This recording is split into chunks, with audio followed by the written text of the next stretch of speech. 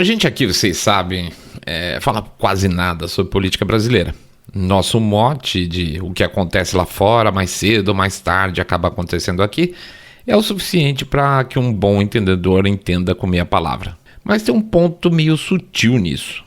A lógica de o que acontece lá fora acaba acontecendo aqui mostra evidentemente que muita coisa que acontece aqui serve para analisar o que acontece lá fora na mesma medida. E uma das coisas mais recorrentes, quase normalizadas, que usamos só para criticar o discurso e não o significado, é a ideia de que, aspas, alguém está fazendo algo em nome da democracia. Nossa, isso é mais usado no Brasil que sandália de dedo. E é usado com frequência por uma simples razão. É um discurso que cola para parte da população. Para alguns, claro, uma parte dos que são tolinhos, né? Porque simplesmente acreditam. E para outros cola porque é uma boa desculpa para demonstrar virtude. Eu apoio tais ações porque é em nome da democracia. Olha como eu sou bonzinho por causa disso, né? É um tipo de suborno intelectual. Você divulga a história que eu quero e eu te dou de presente um brinde, uma camada extra de caráter no seu personagem. Eu quero falar sobre isso em nome da democracia, que é uma coisa que nos deixa pessoalmente furiosos em 3, 2, 1. SBB Flash.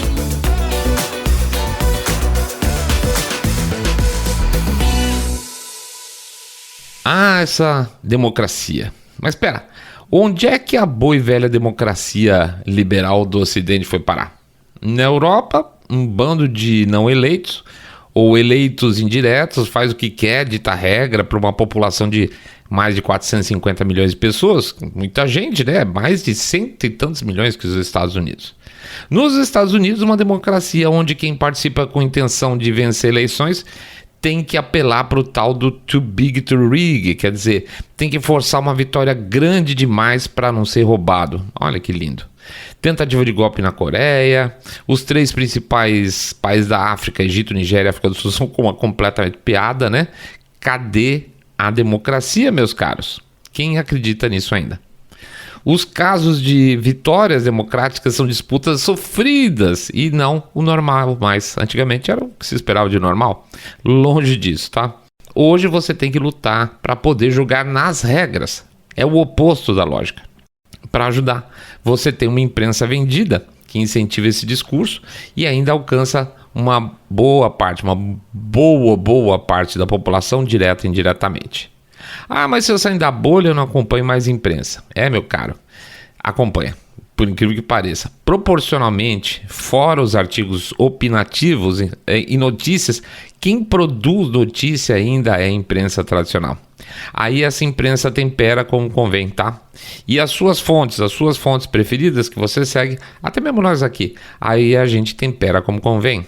Mas na maior parte das vezes a mídia alternativa é reativa à imprensa tradicional. Aliás, tem muito canal alternativo de notícia que essa imprensa tradicional fechou, ele desaparece, de tanto que só fala da imprensa tradicional. Supõe, vamos lá, o Japão, invadiu a Coreia, tá? Onde isso vai sair em primeiro lugar para depois ser replicado pela mídia alternativa? Provavelmente na mídia tradicional. O Assad fugiu para a Rússia. Onde que se vai procurar uma confirmação disso? Na mídia tradicional, tá? Se o seu sair da bolha falar, olha, uma fonte minha no Partido Republicano me disse que o Trump tá com catapora, sei lá, eu garanto que 9 em 10 vão levantar a sobrancelha, vão ficar meio, vou dar uma olhada se acha isso em outro lugar. E os 10 restantes, não os 9, os 10 restantes, ou vou mandar uma mensagem para cá falando, nossa, como você sabe de chão, né? Ou simplesmente vai deixar de seguir a gente. Porque a gente não é fonte primária de notícia. Por outro lado, se a gente aqui tiver uma informação e essa informação sair na mídia tradicional e a gente colar uma manchete da CNN traduzida, que é o que a gente costuma fazer, a gente vai, traduz e cola lá no X, né? A gente colar essa manchete traduzida, ao contrário de dizer que nós ficamos sabendo, havendo uma fonte, aspas, segura, ninguém vai perguntar nada pra gente. E aí, aquela história do fonte, não vai precisar. Não é engraçado? Ninguém confia na CNN. Mas, Eu não estou reclamando aqui, só estou dizendo que, e ressalto, em termos de notícias, as pessoas confiam mais naquilo que vem da imprensa tradicional, mesmo que por meios intermediários, meio que seja, por exemplo, pelo Saindo da Bolha. Na hora da opinião, é que as pessoas vão para a rede social, bem na verdade. Se ao contrário de noticiar, eu opinar alguma coisa sobre o Trump, ninguém vai falar, mas o Guga Chakra não concorda com você, porque opinião não é o caso. Portanto, sim, ainda somos quase totalmente dependentes de notícias tradicionais e isso tem um preço gigantesco, que é o que não é noticiado não existe. A não ser que um jornalista cidadão esteja presente na situação com o celular na mão e grave, faça um vídeo para furar essa história. É o mesmo caso. Se eu falar que eu estava andando aqui no bairro e de repente eu encontrei o governador Tarcísio e estava dando um pé do vidro numa velhinha, por exemplo, sei lá. É mentira. Automaticamente vão falar que é mentira. Se eu filmar, é verdade. Mas se a Jovem Pan falar, mesmo sem o vídeo, é verdade. Entendeu? Então lamento, mas a imprensa ainda faz e desfaz do jeito que ela quiser e não tem solução para isso em curto e médio prazo. Sendo então a imprensa a grande agência de relações públicas do sistemão, o tal do em nome da democracia ainda vai ser argumento válido por um bom tempo, pode acreditar. E eu vou tentar provar isso para vocês com recibo e tudo. Vamos pegar algumas historinhas em nome da democracia. Por exemplo, a oposição a Trump hoje tem o objetivo de salvar a democracia. O tal do firewall alemão contra a AfD tem como objetivo preservar a democracia alemã. O cancelamento das eleições romenas foi para preservar a democracia. A OTAN, lá atrás, bombardeou a Líbia para derrubar um tirano. A busca pela democracia. Vale tudo, até financiar terrorista para a democracia retornar à Síria. Ou que tal, o Iraque foi invadido e destruído para derrubar um ditador. Ou então, um golpe com apoio do Ocidente derrubou o Hosni Mubarak lá no Egito para colocar o país de volta a uma democracia, ou pelo menos pela primeira vez na direção de uma democracia. Vamos lá, em poucas palavras cada um desses casos aí para não ficar comprido demais. Começando do começo. Você vai ver que 24/7, um grupo grande de democratas, e quanto mais politicamente correto e mais woke, mais radical, jura que a democracia americana está em risco com Trump. Quando os Estados Unidos eram governados por um grupo de não eleitos do Deep State, que dava as cartas, aquilo era uma democracia. Agora o Trump colocando em prática aquilo que ele avisou publicamente em campanha, o que faria, agora é um perigo. Trump vai ter vantagem de ter um sistema judiciário viciado nesse caso. É um sistema jurídico com uma grande penetração de agentes progressistas e são eles que vão validar, no final das contas, as ações dele. Não foram poucas até agora das decisões dele que foram contestadas por juízes progressistas e acabaram sendo validadas por meio de recurso. Logo, o Trump tem usado o caminho da democracia e acatado decisões judiciais durante o caminho. O judiciário militante, então, sem querer, é o fiador hoje das decisões dele, tá? Pelo menos até o momento. E onde está o risco da democracia nisso? Pois é. A imprensa, de maneira geral, de maneira direta ou indireta, ela incentiva esse raciocínio. Ai, meu Deus, a democracia. Principalmente os canais a cabo de TV por lá. A venda de que a democracia dos Estados Unidos está em risco. Aliás, durante a campanha, isso já era um mote conhecido, tá? Não vote em Trump para preservar a democracia americana. E vamos lá, aquilo lá é a matriz do Ocidente, tá? O que a imprensa americana fala, em maior ou menor grau, é a mensagem redistribuída como argumento para os demais países do mundo, ajustado às suas questões regionais. Aqui no Brasil, os riscos à democracia não saem da boca da imprensa pelega. Como se sempre toda a base de argumentação pudesse, se solidificar a partir dessa frase michureba. Uma das grandes discussões que segue paralela agora por lá é que a retenção de verbas dessa bagunça toda de orçamento que eles estão vendo agora tem que ser feita pelo legislativo, que o que tem sido feito pelo executivo é ilegal, que só pode ser feito pelo Congresso. É a velha história de esvaziamento do executivo quando interessa. Só quando interessa, tá? Isso, óbvio, tem razão de ser. Não tem nada mais complicado para um país do que um regime presidencial para essa turma que não gosta de democracia. E isso acontece porque as pessoas votam em um nome para dar as diretrizes gerais do país dentro do alcance da Constituição. E é muito mais fácil tentar diluir esse poder em uma bancada, né, num parlamento com interesses múltiplos, históricos políticos muitas vezes pouco confiáveis. É muito melhor do que deixar na mão de um. É muito mais fácil você jogar contra os interesses da população em negociações de bastidores, seja por meio de corrupção ou de ameaça, do que com um. Um é 50-50. Contra um presidente, basta que ele abra o bico e a coisa pode ficar feia. Eu nunca tive horror, honestamente, a regime parlamentarista, honestamente mesmo. Mas dentro da realidade atual dá para ver perfeitamente como essa modalidade tem permitido um distanciamento cada vez maior do povo com relação às decisões que são tomadas teoricamente em nome deles, né? Por exemplo, Trump 2 é outro animal se comparado com Trump 1. E a oposição vai jogar, então, ainda mais pesado do que jogou no Trump 1. E a democracia certamente vai continuar sendo um falso argumento para esses ataques. Pode esperar. O firewall alemão contra a AfD tem como objetivo preservar a democracia alemã. Quem não pensa como eu é antidemocrático. E é eis aí que surgiu a tal da extrema-direita, né? Não é coincidentemente que a venda de que qualquer um pelo mundo que não se alinhe ao perfil autocrata protofascista global passou a ser extrema-direita. Pega esses gráficos do Google Trends aí. O que será que aconteceu em 2017 para do nada a extrema-direita passar a ser cantada em prosa e verso pelos veículos de imprensa e, consequentemente, buscado nos motores de busca? Sim, a posse do Trump, né? Super coincidência, viu? E o que aconteceu para gerar esse impulso? E que até o moço lá que faz coleta de latinha para ser reciclada, para ser impactado com essa febre recente aí de extrema-direita para tudo. A nova candidatura do Trump. Nesse mesmo espaço de tempo é que a AfD, que é um partido, digamos, confuso, mas não por acaso, tá? Isso é um espaço de tempo mais ou menos coincidente, vamos chamar assim. A questão é que dentro da AfD tem que caber tudo, por isso que eu falo que ele é estranho. Tudo que não seja esquerda, né, da esquerda radical, a social-democracia tem que caber dentro da AfD. E também tem que caber tudo que não é da direita limpinha globalista. Então, assim, é um pacote gigante contra o sistemão e a esquerda, né? Se você não é nada disso, então você tem que ir para a AfD. Logo, você é extrema-direita. Se você é contra a democracia, meu caro. Contra eles, então, tem que se criar uma barreira de crescimento, que é o tal do firewall que eles chamam, porque não tem a menor dúvida. Qualquer movimento de crescimento vai gerar o quê? Claro, evidentemente, vai gerar riscos à democracia alemã, ainda que o partido tenha tido 1 em cada 5 votos no país nas últimas eleições.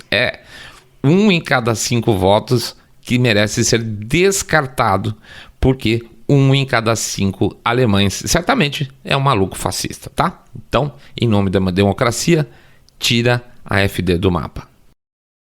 E o cancelamento das eleições romenas para preservar a democracia? Então, Rússia, né? Tudo em nome da democracia. A Rússia que colocou o Trump lá, né, no primeiro mandato dele. Foi graças à Rússia que o Trump entrou, né? A Rússia ia colocar, então, agora um candidato independente de direita na Romênia. Assim como é a Rússia, que é o norte, que é a bíblia da AfD na Alemanha. É sempre a Rússia. Eu tenho amigos que acreditam nesse discurso, mas eu queria lembrar que esse é o típico caso aí de meio de inversão de argumento. É do meu que se eu não gosto de A e eu não gosto de B, então certamente A está ligado com B, certo? Não faz sentido nenhum. As coisas não são tão simples assim, desculpe. Mas se eu sair da bolha, será que a Rússia não gostaria que candidatos eurocéticos ganhassem nos países europeus? É claro que sim, é evidente que sim. Quanto menos blocos fortes, que por sinal a União Europeia não é, ele é antidemocrático, mas não é forte, menos inimigos potenciais estruturados se tem. Sim, é claro que se todos os outros blocos se desfizessem, o bloco preponderante ia passar a existir. Então, claro, eles preferem. Mas desculpa, os Estados Unidos, se tiverem a Europa como força antagonista, também não vão querer uma Europa forte. Não vão, isso é óbvio. A gente só quer força de quem está do nosso lado. Quando o J.D. Vance falou sobre a Romênia no discurso dele, chamando o bloco europeu de antidemocrático, com palavras mais até suaves, ele deixou isso claro. Se vocês não estão mais comigo, eu também não estou com vocês. Não existe antagonismo aliado que não seja em tempos de crises globais realmente críticas, tá? Stalin abraçado com Roosevelt é uma vez na vida, outra na morte. Assim que a Alemanha caiu na Segunda Guerra, acabou o amigo X imediatamente, na mesma hora. Aliás, a guerra já estava acabando, ainda estava em andamento e os dois já estavam trabalhando um contra o outro. Da mesma forma, é um enorme simplismo assumir que se Trump não está com a Europa, então ele está com a Rússia. Os Estados Unidos vão estar contextualmente de acordo com o benefício que eles tiverem. Eles já foram a favor e contra tantos países ao mesmo tempo que dá para perder a conta. Agora ele é meu amigo, agora ele é meu inimigo. Depende de tudo. Por exemplo, depende se o governo de plantão for mais nacionalista, ele vai tender a defender os interesses dos Estados Unidos, depende de com quem se aliou internamente, se é dependendo do caso, vamos supor, das elites americanas, do povo americano, depende do governante, mas ele vai fazer isso com objetivos para agradar dentro de casa, ficando amigo ou inimigo de acordo com os interesses de quem está dentro de casa. E se a administração for aliada dos líderes globalistas, ela vai fazer aquilo que é dos interesses globais. É simples assim. Fora isso, é meio que tudo torcida de futebol, tá? E no caso a Romênia, apoiada por Vance e renegada pela União Europeia, é só mais um caso desse tipo, tá? Vale tudo até financiar terroristas para a democracia retornar à Síria. A democracia. Quando fizemos um programa para a Bárbara falando da Síria, a gente ficou pensando, será que vão chamar a gente de chapéu de alumínio demais? O fato é que a Turquia e serviços de inteligência americanos vinham bancando oposição ao regime de Assad fazia anos, cada um com seus respectivos objetivos. Assad era um tirano? Claro. E era um tirano associado a outro tirano, Putin. Mas é no mínimo engraçado as pessoas comemorarem o fim da ditadura do Assad em favor de um líder de grupos terroristas muçulmanos e nem perceber. Ou perceber e fingir que não. Caiu um tirano. Ai, que bom! Pois é.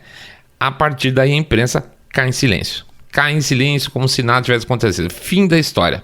E as pessoas ficam felizes porque elas apoiaram o fim de uma ditadura, sem considerar que apoiaram o começo de outra, provavelmente ainda mais sanguinária. Pode apostar. Os cristãos não estavam nada felizes com isso.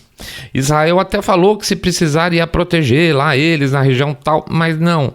O plano israelense não é proteger cristão. E se não der, eles não vão fazer isso. Então, enquanto os cristãos já começaram a ser massacrados lá, ninguém vai fazer nada. Nem Israel foi ainda, nem os Estados Unidos foi, ninguém foi. Na verdade, o plano se cumpriu. Tá? As forças que estavam querendo derrubar Assad derrubaram. E isso não tinha nada a ver com democracia e muito menos com a população cristã que vive lá, né? Ah, mas pô, se eu sair da bolha, cai um ditador. Pois é. E daí? O Iraque foi invadido e destruído para derrubar um ditador.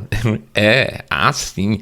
Não só um ditador, mas um ditador sanguinário que ameaçava seus vizinhos e a própria democracia porque ele tinha armas de destruição em massa. Eu vou falar que nem o Lula. Não vou fazer isso, não. Não aceito. Neuroses à parte, né? Mortadela. A imprensa comprou a história das armas de destruição em massa. Quem negava isso na época era traidor.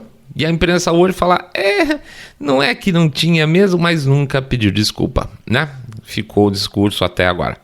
A tirania do Saddam Hussein foi a desculpa para quebrar as pernas de uma eventual potência militar lá no Oriente Médio. E é isso, e acabou. Ponto. Essa é a história toda. Mas claro, como todos os países daquela região são regidos por governos antidemocráticos, fica fácil então aproveitar esse argumento da democracia, assim como foi feito na Síria, muitos anos depois, né? Que mais uma? Que tal essa? Um golpe com apoio do Ocidente derrubou Hosni Mubarak e levou o Egito de volta à democracia. Olha que Ocidente bonzinho, né? Botou lá no lugar do Hosni Mubarak, botou o Mohamed Morsi. Nossa, que povo inteligentíssimo, sem querer ser chato. O que me mata nessas histórias todas é que, de verdade, esse povo não é inteligente. É só um povo sem vergonha com poder, tá? Óbvio que o Mubarak era um ditador, mas sugerir o Morsi no lugar dele, dizer que isso ia dar certo, convenhamos, poxa vida. E na época a imprensa falava, mas o Morsi é um moderado, muito. Às vezes eu fico tentando ligar essa história específica do Egito com os dias de hoje. Morsi era um muçulmano radical que foi só colocar as patas lá no Egito para sair perseguindo todo mundo.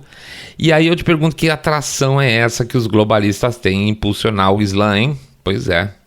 O fato é que nem o povo egípcio aguentou Morsi por muito tempo, já derrubou e colocou outro ditador no lugar. Aliás, é o ditador de plantão atual, que é o tal do Abdel al-Sisi, né? Que por sinal tá lá faz 11 anos. E agora, por acaso, essa questão da democracia do Egito não é mais importante, né? Então, gente, defesa da democracia, por favor. Nunca teve nada a ver com democracia. E não, a Europa não está também defendendo o Zelensky, porque ele é a última barreira na defesa da democracia contra os russos. É óbvio que são interesses comerciais e institucionais. Todo poder tirânico quer sempre enfraquecer o poder tirânico concorrente. Como é que eu posso acreditar que a elite europeia, que está fazendo tudo errado, tudo pelos piores motivos, está destruindo aquela região, mas que por uma luz que veio do céu, do caso específico da guerra da Ucrânia, os interesses deles são lícitos. Desculpa, mas não serve para mim. É o mesmo que argumentar, olha, aquele cara ali, ele é traficante, assassino, estuprador, mas não acho que foi ele que roubou a carteira em cima da mesa, tá? Basicamente é isso. Acreditar na elite europeia só quando convém é um jogo de risco para as suas posições no futuro. E não me vem então com discurso de defesa da democracia, tá? Quer dizer, é até bom quando essa turma faz esse discurso, porque dá para saber exatamente, geralmente, quem é o vilão da história. Em um momento que existem muito mais vilões do que mocinhos, deixa então a gente ficar quieto aqui no nosso canto esperando algum tipo de mudança, porque as narrativas que apresentam pra gente hoje em dia, 9 em 10, na boa, gente, é história pra boi dormir, tá bom? É isso aí, pessoal, a gente agradece a presença de todo mundo, não vou deixar de fazer o nosso jabá. 1, 2, 3, 5, 10 milhões de reais pingado não é seco. Ou passa na nossa loja lá, lojasaindodabolha.com.br, lojasaindodabolha.com.br. É isso aí, pessoal, um grande abraço para todo mundo, uma boa semana, muita paz e sabedoria. Flash SDB acabou, fique em paz.